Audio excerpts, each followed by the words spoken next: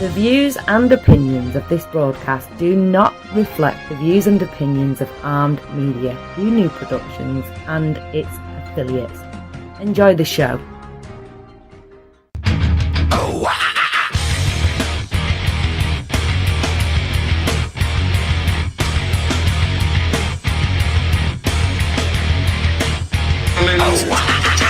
Good evening, ladies and gentlemen. Welcome to Sports Insider. My name is Glenn Spillman, and I will be your host. Happy Friday. All these people just now getting off here. Some people are already off. They took the day off. They claimed, and I put this in quotes, they claimed to be sick because we have the start of March Madness yesterday. We will get into March Madness a little bit later in the afternoon here, but we're coming to you live from the Raven's Nest Winery here in the foothills of sunny California. It's a little cloudy right now, a little rainy, but it's still nice outside. It was in the 70s yesterday. And I was listening to Pot Talk, some of the shows we're going to go over here that you guys could listen to. But you could listen to us on Armed Radio Global. You can listen to us on TuneIn /Armed Radio Global. It is the yellow icon with the headphones. I always listen to Pot Talk, and they had some pretty good conversation on there. They were talking about movies, and I learned something interesting about Chuck Connors. I'll tell you that much. Something I didn't know about him. But, pretty good show. If you want to catch other shows, just go to armedradioglobal.com. You can look on the top bar there, you can look under shows or artists. You've got the show before mine, you've got Pot Talk with Jim and Paul.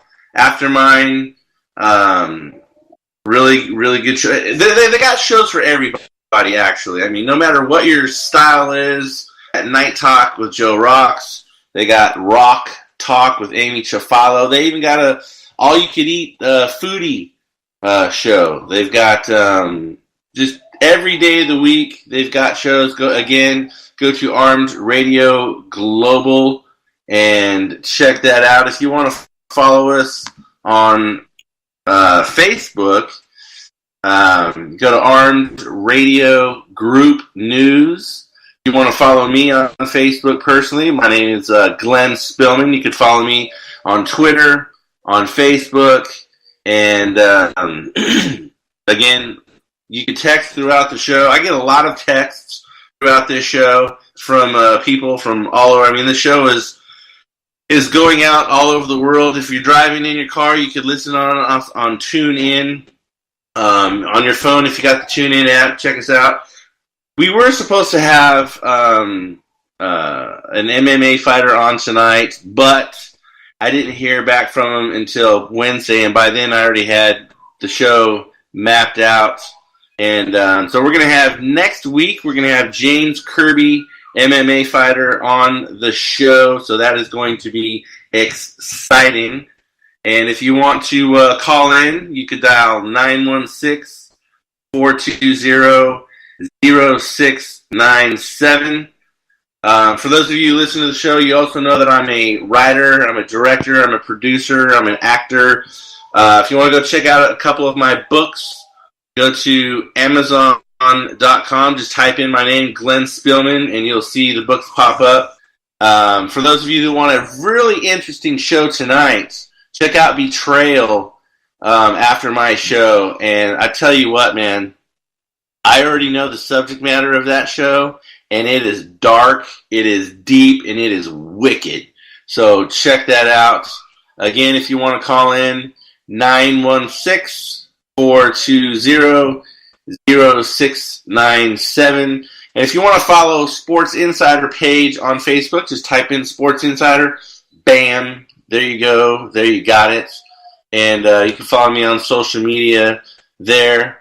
We'll go over March Madness later on, but let's go over a few. I mean, I know it's spring training, but it's always interesting to go over those scores.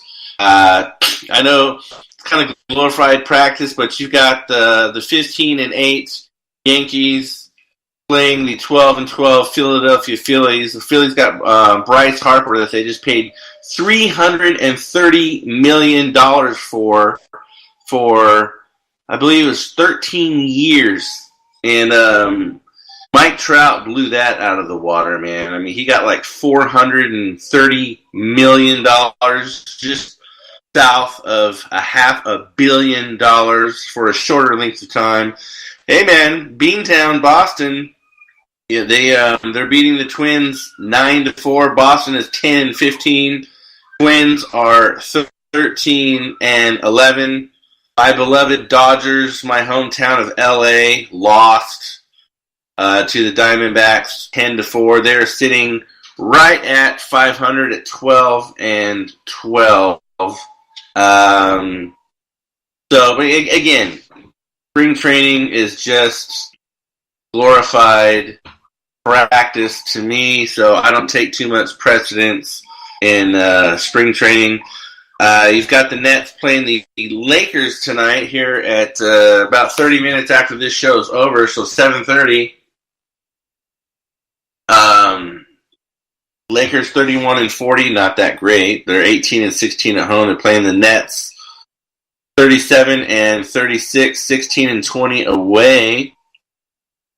And you've got the Bucks with the best record in the league at 35-34 over the Heat in the second. Well, the game that I am following right now is the Duke. I didn't get to finish watching the Duke game, but right now they're slaughtering North Dakota State 8-56. And my alma mater, Oklahoma Sooners, Boomer Sooner baby, beats the Ole Miss 95-72. And actually, Oklahoma was bet on to lose that game, and they actually scored the most points in the tournament so far with 95 points, which they could have scored easily 100 points. They went 50 in the first half, 45 in the second, and we'll get back into March Madness here in a little bit. And right now we're going to be checking. It looks like we got a text. So we've got Go Yankees from Steve in the Bronx. There you go, the Bronx Bombers, baby. And we got another one that says Oklahoma embarrassed Ole Miss. Yes, we did. We embarrassed Ole Miss from the get-go. They were 25 points, almost 30 points ahead at some points, and Oklahoma just kind of cruised to that whole game. And again, if you guys want to text me at 916-420-0697, or you can go to my Facebook page, Glenn Spillman, and instant message me, just like these guys are doing right now.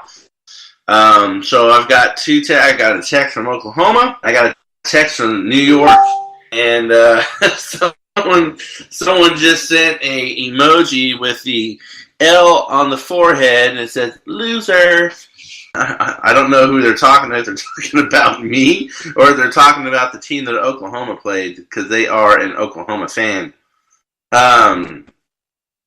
Let's get into some NFL news. Lynn Swann, he was hired by the USC Trojans 3 years ago to run an athletic department, and he's pretty familiar with the scandal that's going on in these colleges where the parents are paying where they're paying certain individuals to get their kids into college. So instead of the kid getting into college the old-fashioned way, these parents are paying upwards of close to $500,000. And Swann said he will not resign in the face of this scandal. He said, and I quote, had seen bad things done and knew better. I think everybody was blindsided by this. The fact that it was a senior member of the staff and also our men and women's head water polo coach. These are people that have been here a long time and people who had been here during difficult times. Everyone was completely shocked, caught off guard, and taken by surprise. End quote. Lynn Swann was a pro football player. He's a Hall of Famer and a former Trojans receiver. And he was hired by USC April 2016 to succeed the retiring athletic director, Pat Hayden. So in the midst of all this shenanigans going on it's not just going on at USC.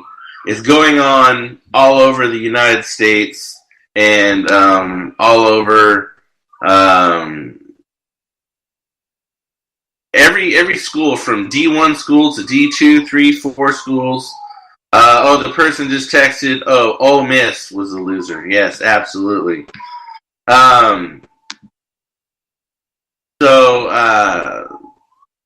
There's been investigations. There's been a few people already arrested for this.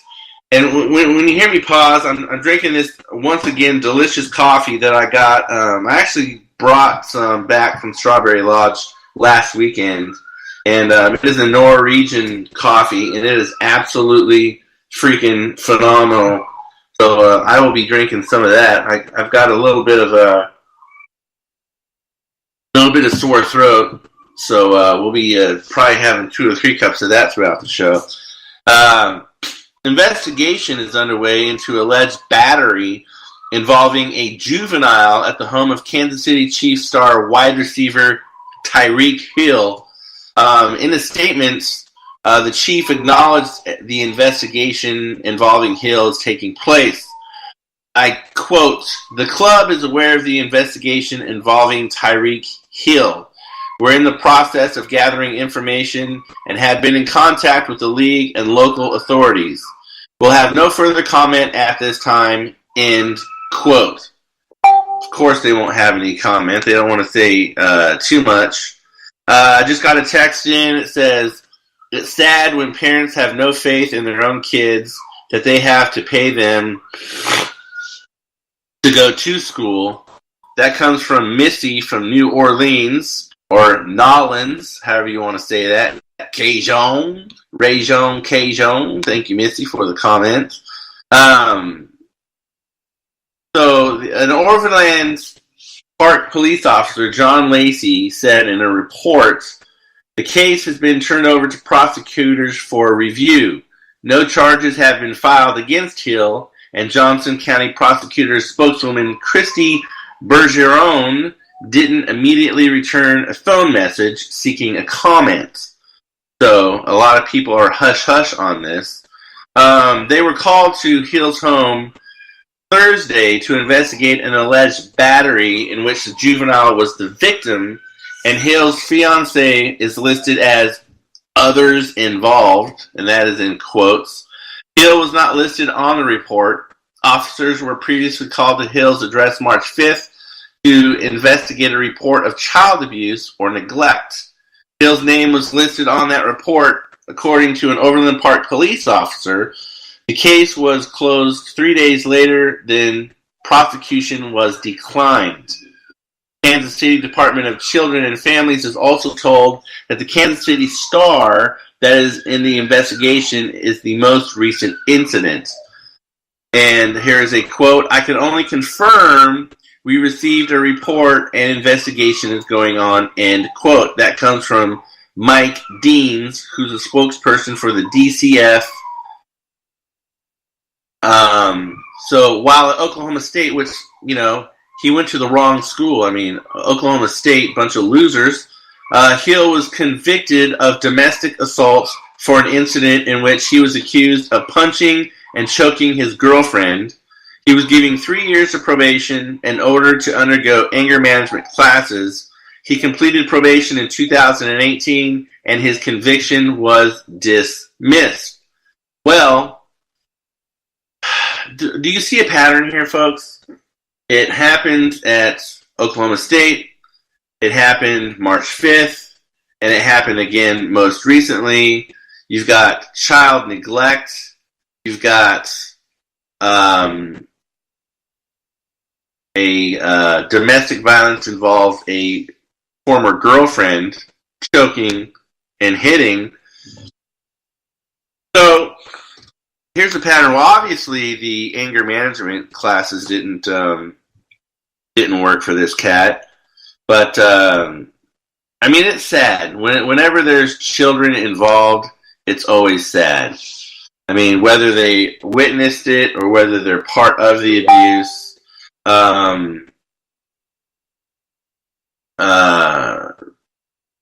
Missy, again from New Orleans, says rich entitlement. I guess she's commenting back on the parents paying for their kids in school. And she's just sending some gifts of a queen off with their heads. Okay. Oh, now they're pissed off about this cat with the domestic violence. Absolutely. Johnny Manziel, Mr. Party Man, he went to Texas A&M, and when he got drafted by the Browns, I said on a past show that he would not last at the Browns because he liked to party too much, and he didn't last at the Browns. And he was going to be a distraction for the Browns, and he was. He's been to other football teams in other leagues and kicked off of them as well because he still likes to party, and he can't get over the partying, so he keeps doing it. Johnny Manziel, though, is headed back to the United States to play football, and it will be in Memphis, Tennessee, the home of the king of rock and roll, Elvis Aaron Presley. And it's going to be for the Alliance of America Football. And they announced that it signed the quarterback, and he was claimed on waivers by the Memphis Express after the San Antonio Commanders relinquished his rights. The AAF is in its first season, and Manziel will report Sunday to Memphis, which lost to Salt Lake 22-9. And so Mr. Manziel is going to play for Memphis this year. So we'll see if he keeps on with his partying ways. But their former quarterback, Christian Hackenberg, that's a name I think I would change, Hackenberg. Christian Hackenberg started the Express first 3 games, but was relieved by Zach Mettenberger, who was injured Saturday and replaced by Brandon Silvers. So the quote from a representative of the team says, and I quote, "We are pleased to welcome Johnny Manziel to Alliance of American Football, which we've always described as a league of opportunity for talented players to launch or revitalize their pro football careers," end quote. And the co-founder, Bill Polian, said in a statement, I quote, "We completed extensive background work to determine whether it would be appropriate for Johnny to play this season. And after consulting with many people familiar with his situation, we concluded that it would be good for him to resume his pro football career here at the Alliance," end quote. Well, this guy must be a complete freaking moron or blinder than a freaking bat. Because if you did an extensive background work, you would know that every team that Manziel has played for after college got kicked off. He got kicked off for his attitude, got kicked off because he wanted to party more than he wanted to play, and he got kicked off because he did not gel well with others. Johnny Football does not play well with other people. So that quote, I think it's a bunch of crap, if you ask me. So how will Johnny fare I guess we shall see. I will keep a little eye on his situation to see how it goes. My team, the team I like anyway, the Oakland Raiders, released offensive tackle Donald Penn last Saturday, cutting ties with the longest tenured player on their roster. The Raiders said they came to a mutual decision to release Penn, who became expendable this week after Oakland signed Trent Brown to a 4-year, $66 million contract, and which is the richest ever for an offensive lineman. The Raiders drafted Colton Miller in the first round and Brandon Parker in the third round last year, leaving little room for the 35-year-old Penn and his hefty salary. So, I think it's age discrimination, if you ask me. Because he's 35 years old, and in sports player years, that's like 50. So they're cutting their ties with him, which I hope Penn goes to another team and just blows it out of the water. So it expands their salary cap a little bit to about $5.5 million. And there's a little bit of dead money there of $1.75 million in salary that was guaranteed for this year. It's quoted here, "It is always hard to say goodbye to players that you respect and love, both for their on-field efforts and the people that they are off-field." End quote. And that was said by Mark Davis. Mark Davis is about as two-faced as his freaking father was, and he's about as stupid. If you like the guy, just like I said last week, I mean, if you like the guy and you respect the guy and you love what he does both on the field and off the field, why are you getting rid of him? Well, you're getting rid of him because you're going for the girlfriend that you think the grass is greener on the other side. And Davis also said, Donald Penn is another one of those great Raiders who have come into the organization and left an indelible, there's that word again, indelible mark on the franchise and Raider Nation as a whole. He came to Oakland already with deep passion for the Raiders football and served as a leader example for the team for 5 memorable seasons. Donald will always be a Raider, and his presence will be missed by the entire Raider family. I wish the absolute best for Donald and his family, end quote. Bull crap, bull crap, bull crap. You're not always going to be a Raider because you just got fired by him.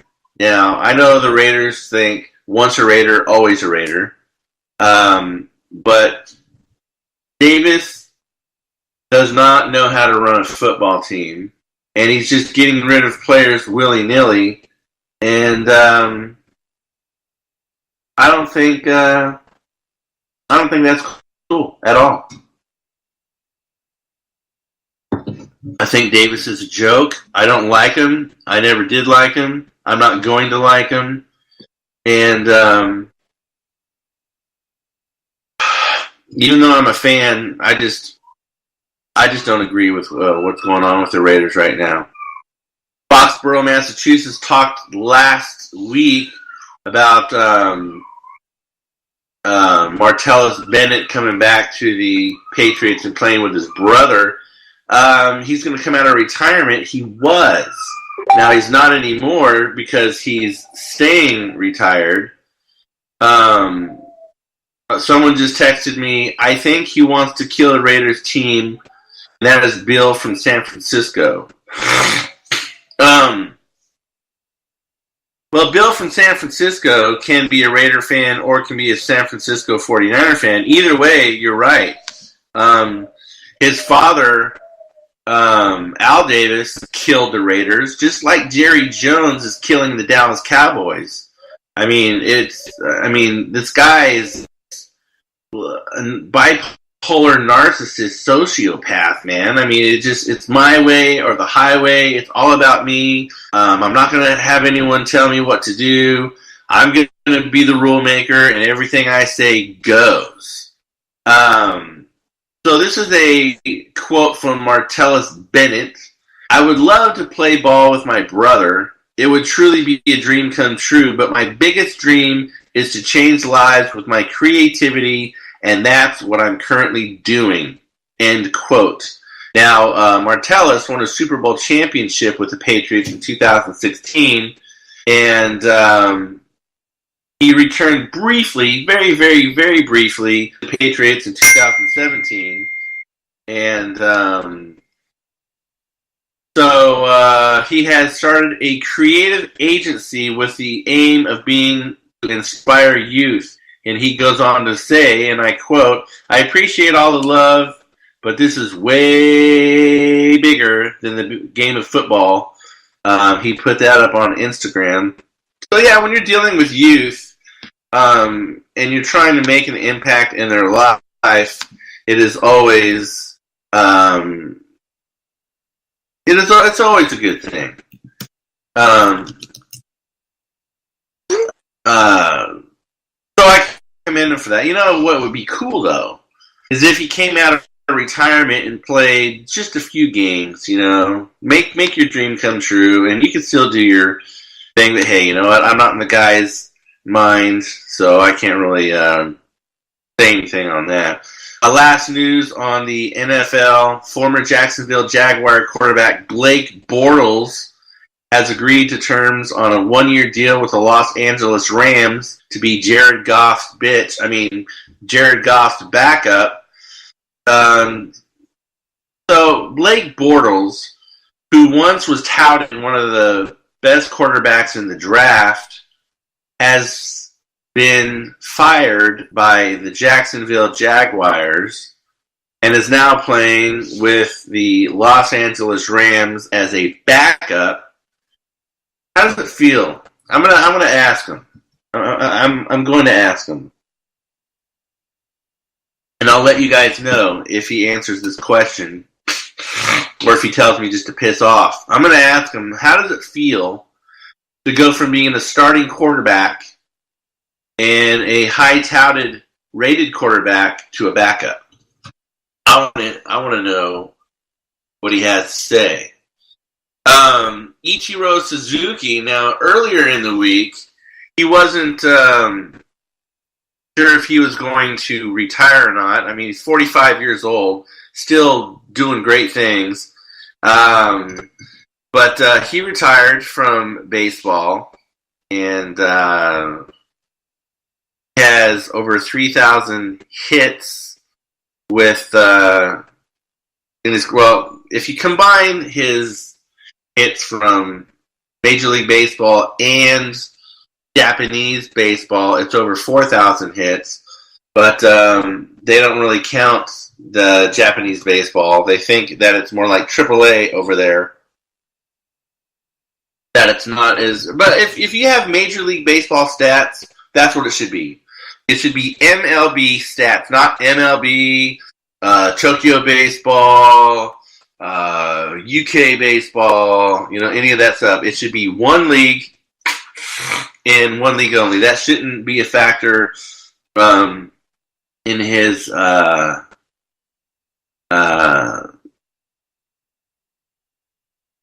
play, basically. There was someone who asked, how will you know when it's time to stop playing? He says, I have no idea when I will know that. I'm not used to a question like that, which it's stupid to say that. I mean, this was asked to him like 5 days ago, and he just retired yesterday. I don't know. I liked him. I watched him when he played for New York, when New York would come and play the Oakland A's. I would always go and watch him play. Now here's the guy that totally blew Bryce Harper out of the water. Mike Trout and the Los Angeles Angels finalized the largest contract in professional sports history.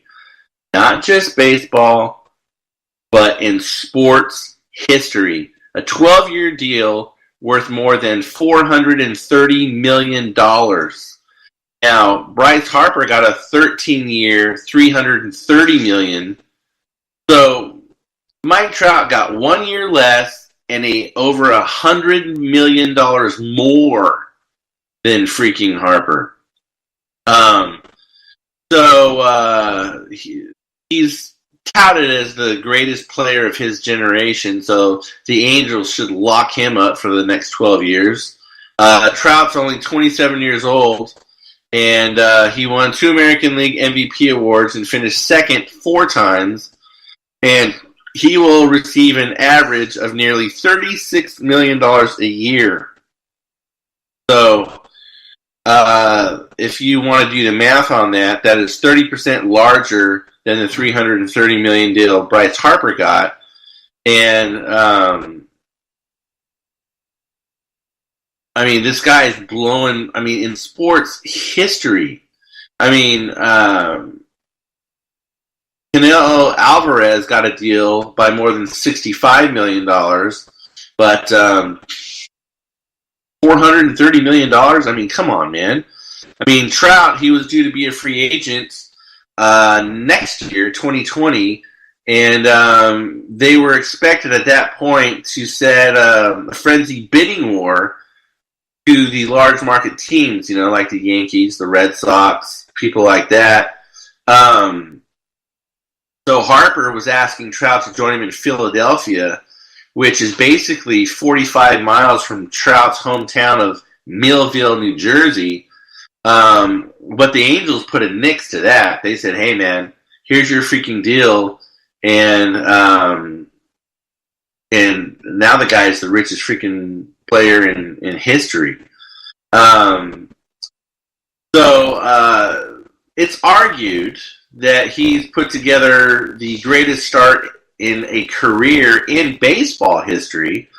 He's got 1,065 games. This is what he has in 1,065 games. So he's had a 307, 416, 573 with 240 home runs, 648 RBIs, scored 793 runs, and 189 stolen bases. There has been no player in history that has put up more wins above his age at 26 than Trout's with 64.3. I think it's a disappointing player myself. I've seen him play many times, but their 10-year, $240 million deal with Albert Pujols and 5-year, $125 million deal with Josh Hamilton are considered busts. So they didn't want to lose Trout, so they freaking scooped that boy up. We got another text here.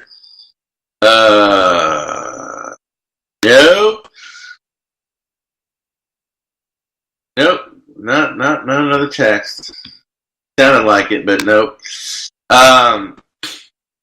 Texas Rangers pitcher Yohander Mendez could return from his elbow injury around mid-season. So about 80 games from now, this cat might come back. But the team spokesperson saying they might miss the entire year when the MRI revealed that the 24-year-old lefty has a grade 1 sprain of the ulnar collateral ligament. In your elbow. Joined your channel. Well, I can't really show. I'm on the radio here. I can't really show you, but basically a tendon in your elbow. And the spokesperson said, and I quote, "It's really good news. I think that we dodged a bullet." And that was by General Manager Siraj Rahman. And the quote goes on to say, "There's some inflammation and some fluid in there, but no surgery at all. At this point, 6 weeks of no throw, and then we'll build him back up." So, an injury like that can be devastating. I know that you have Tommy John surgery, and that could be successful. It could be non-successful. But half the season, 80 games. I mean, I know that it's being on the no throw for a while can help, absolutely. But me, if I was a pitcher, I would be afraid to do anything, man. If it was about my career, I would personally, I would take the whole freaking year off. You know, another pitcher that has a injury is Los Angeles Dodgers left-hander Clayton Kershaw. He's not going to be ready for opening day at all. He's been slowed by shoulder inflammation and has yet to pitch in an official Cactus League game. He's been throwing, completing bullpen session without any issues, but heck, Kershaw is going to be 31 and getting old again, according to sports. I don't think 31's old at all, especially for a pitcher. I mean, there's been pitchers that, heck, I forget the guy's name, but he pitched for Boston, and he was, 48, 50 years old. Now it's just a couple years ago. I mean, I hope Kershaw gets ready. I really like the guy. He chokes a lot in games that matter, and that's kind of disappointing. But, you know, anyways, a little bit of, we talked about the Kings trying to possibly make the playoffs. They're sitting right under that mark. They're 35 and 36. Clippers are 42 and 30. So Sacramento has to, overtake them to get that coveted 8th spot. But they've got a few more games left. 1, 2, 3. 11 games left. They got Phoenix, which is probably the worst team. Now, they did beat Dallas last night. They beat Dallas 116-100. But Phoenix has been the worst team in the league, but they've been beating the top teams in the league. So for them to beat Phoenix, to me, it's a flip of a coin. Then they're going to be in Los Angeles playing the Lakers. I say the Lakers win that one. So they'll play Dallas again. I say they win that. They got the New Orleans Hornets. They might win that. That's 2 games. They'll lose at Houston. They'll lose at San Antonio. They'll lose at Houston again. Cleveland might win. That's a flip of a coin. Utah, they'll lose. New Orleans, that's a flip of a coin. And Portland, I think that they're going to lose. So out of all these games that they have left, I say that they're only going to win 2 more games. And that is not going to be enough to get into the playoffs. So, bye-bye to the freaking Sacramento Kings. I mean, they've had a good year. I'll give them that. They've had a better year than they had in recent years. But they're not going to make the playoffs. Doc Rivers has said that he can't remember the last time in his 2 decades as a NBA head coach, he and the opposing head coach were ejected at the same point in the same game. Same time, same game. But last Friday, and I know this is an older story, but it's interesting to me, it happened in the 3rd quarter last Friday, so Rivers joked a little bit afterwards, and he he spent the 4th quarter enjoying a bottle of top-shelf California red wine while his LA Clippers polished off the Chicago Bulls 128-121. And it's quoted as saying, "I don't think I've ever seen that, but I've been around a long while, so I needed to try something new," Rivers joked. "I felt pretty good, actually." So, the Opus One wine was phenomenal while I was watching the 4th quarter. Opus One is a very top-shelf wine. A bottle of Opus One on average will cost you in the store probably about $125, $225 in the store. So when you go to a restaurant, a bottle of Opus One minimum is going to cost you $225, $250 minimum. Actually, one of my favorite wines. I like my favorite is Silver Oak. Their Napa Valley or Alexander Valley wine. Actually, I like Silver Oak. I like Nickel and Nickel. I like Farniente. Of course, Opus One. You can't go wrong with that. Great wine. Great wine. Golden State Warriors forward Draymond Green believes fans across the line often when dealing with players, and he doesn't think it will get better as long as the NBA continues to find players for verbally defending themselves. Green's comments came in the wake of an incident, which I talked about last week, between Oklahoma City Thunder and Utah Jazz, which Russell Westbrook and a fan got into a little jaw-jacking there. Westbrook was fined $25,000 for directing profanity towards the fan. The fan was banned for life from Vivint Smart Home Arena in Salt Lake City. When Green was asked how frequently fans cross the line, Green answered often. A lot. It's crazy. I guess it's just the nature of what we do, I guess. I don't really understand why grown men get off by coming into someone else's job and saying bullshit. I guess that's their way of letting out frustration in their life, but it's kind of stupid to me, end quote. I don't have a problem with what Westbrook did as far as defending himself. What he said, shouldn't have said that. He should have kind of toned it down a little bit. Because he said he's going to F the guy up. F him and his lady friend up. That's a threat. So 25 G's, yeah, that's okay. That's okay. I don't have a problem with that. There is a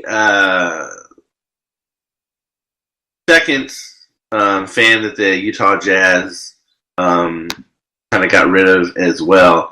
Now, folks, let's go to the scores of the March Madness. Where are you guys watching March Madness at? Did any of you take off of work? Did any of you take off of anything? And where are you? Are you going to pubs? Are you going to a restaurant? Are you watching at home? Are you sneaking it in your office?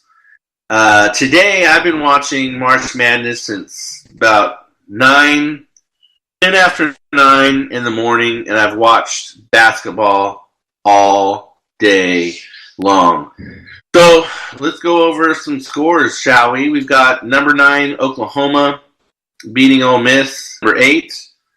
We've got Liberty, Mississippi State in a close one right now. You got 10 seconds left in the second quarter, so you got a number 12 Liberty against number 5 Mississippi State. Liberty is ahead 77-74. So barring a miracle, there's going to be an upset on that one. You've got Ione in North Carolina in the first quarter. North Carolina is the number 1 seed. Iona is number 16 seed. And they are just 1 point behind North Carolina, 15-16. Duke, I watched that game. I'm gonna cover that last. You got Gardner-Webb, number 16, against Virginia. Gardner-Webb was ahead quite a bit during the game, but they ended up losing 56-71. Colgate, number 5, against number 2 Tennessee, lost by 7 points. Colgate could have won that game. They should have won that game and knocked off number 2 Tennessee, but they just didn't seem to have the passion. Plus, I'm not making excuses for Colgate, but this is highly impactful that their best player, their best scorer, their best rebounder, had some problems with the contacts. They didn't have other contacts for him. He couldn't wear the regular glasses. And he was out almost all the games. I think if he was in the game, Colgate would have won that game. Max from Mexico says, I watched on my phone during breaks. Oh, from New Mexico. New Mexico. So Colgate, number 15, should have knocked off number 2, Tennessee. Texas Tech beat Northern Kentucky 72-57. Houston easily beat number 14 Georgia State 84-55. Buffalo, Arizona 91-74. UC Irvine. This is probably the biggest upset of the tournament. Number 13 UC Irvine beats number 4 Kansas 70-64. Another upset, a 12-5. Oregon beat Wisconsin 72-54. Iowa beats number 10 over number 7, 79-72. And Washington beats Utah State 78-61. But bracket busters all over the place here, man. But speaking of brackets, I filled out... No, excuse me, I got to go back to this Duke game. I didn't get to watch all of the Duke game.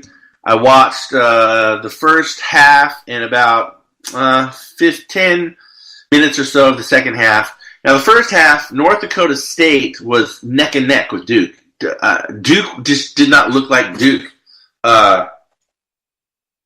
I was like, what's wrong with you guys? And it was neck and neck. I think Duke was ahead by 3 points going into the half. I don't know what Krzyzewski said to the guys going into the half, but they came out freaking swinging for the fences, brother. North Dakota State scored 35 to Duke 54 in the second half. Duke beat them 85-62. Duke was going off. I mean, Zion Williamson was going off, slamming, running through guys like a hot knife through freaking butter, brother. And but it was scary. I don't know if Duke just didn't take it seriously or if they were just jacking around. But in the first half, they were ahead by 4. It was 31-27 going into the half. But Duke came out, man, and they showed everybody in the second half while they are number 1 overall seed. When I'm done with this show, I'm going to pop in and watch the North Carolina game because I'm kind of interested in how that is going. So my brackets, as they sit right now, I've got one for myself. I've got one for my son, one for my daughter, well, both daughters, and then I got one called Bracket Buster. But my one that I did for my daughter Willow, my 9-month-old daughter, I am 98% correct on that bracket. Now, the worst bracket that I did, the Bracket Buster, that's only 3%, but I am 98% correct in my bracket. The rest of them, 67 and then 32%. But I picked some really good bracket busters on these and killed it. I'm killing it. MMA action. A post-fight melee broke out backstage between UFC welterweights Jorge Masvidal and Leon Edwards last week, shortly after Masvidal's stunning victory over Darren Till in the main event of UFC Fight Night at the O2 Arena in the UK. I watched those fights. They were pretty good fights, actually. Masvidal, 33-13, knocked out Till in the second round of their fight. Minutes later, while Masvidal was doing a live interview with ESPN backstage, Edwards walked by and directed some words to him. Masvidal left the interview to confront Edwards and was then caught on camera throwing and landing a few punches to Edwards' face. The two were quickly separated and the incident did not escalate any further, but Edwards suffered a cut under his left eye and was treated before leaving the arena. Here's a quote. "I'm doing my interview," this is Masvidal saying this, "I'm doing my interview, and this hooligan comes by saying stuff like, July, you'll get your ass kicked in July. I go, maybe, whatever. Maybe I want to kick your ass in April. Maybe I don't even want to fight you in the octagon because it's not worth a training camp. I'll just fight you right here because you're a scrub. Just say it to my face like a man. You're saying it as you walk away. We're both men." And then the melee happened. But Masvidal claimed he was defending himself because he left Edwards threatened my life. Well, you're defending yourself. Qualify your statement there. You're defending yourself as a man because someone else said something to you, or you're defending yourself physically because someone is physically attacking you. There was no physical. The guy said some stuff as he walked by. So I believe he's saying he's defending himself because he got his poor little feelings hurt. And so he goes after this guy. I don't know if you guys have seen this, but you should go check it out. Check out the video.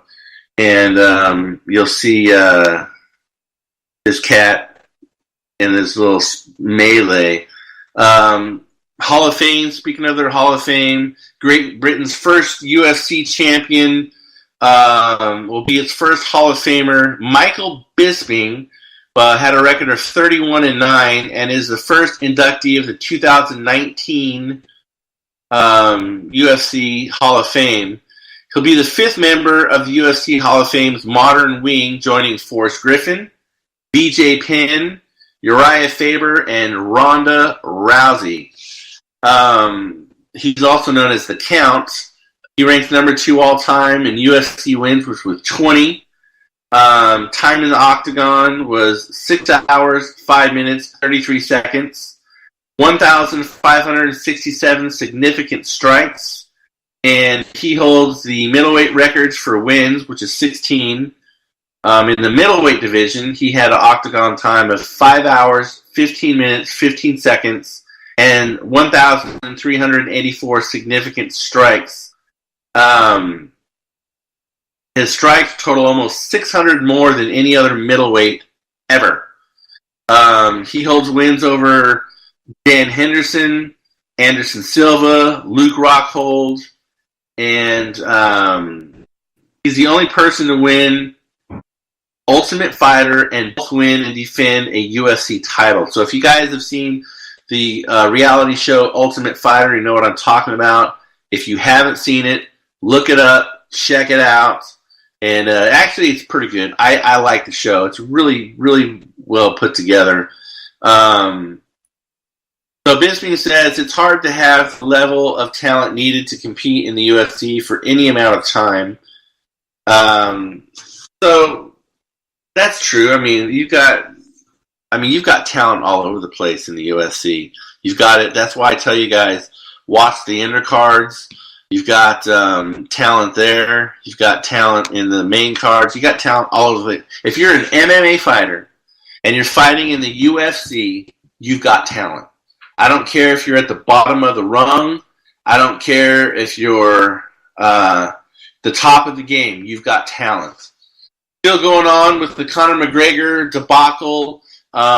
Is facing a civil lawsuit after being charged in South Florida with stealing a cell phone of someone, which he did. He took the cell phone with him after he smashed it, so that's stealing.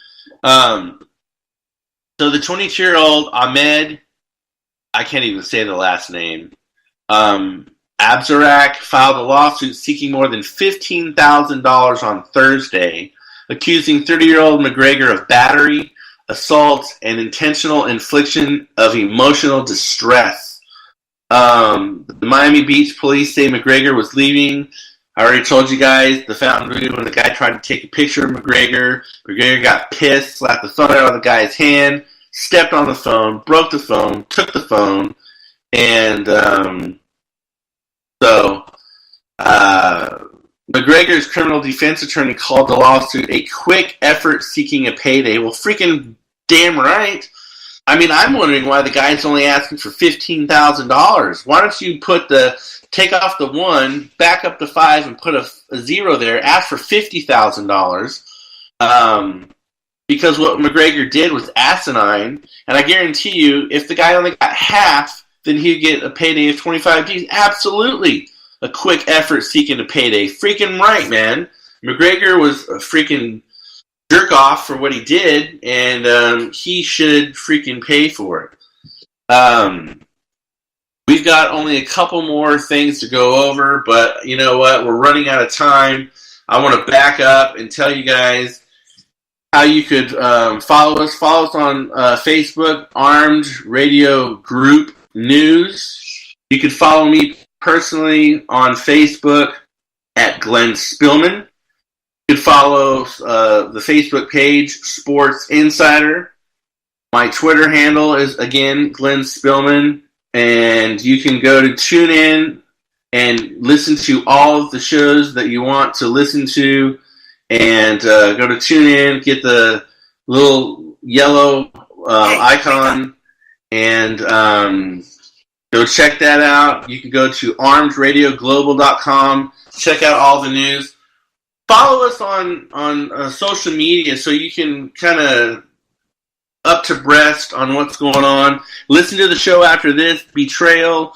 I had a fun time with you guys tonight. I'm going to go back and watch some more March Madness, and I appreciate you guys listening. Have a great weekend. Be safe. Peace out. I'll see you next week.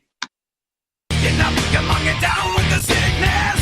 Get up, come on, get down with the sickness. Get up, come on, get down with the sickness. Open up your hate and let it run when I make. Get up, come on, get down with the sickness. You must not get up, come on, get down with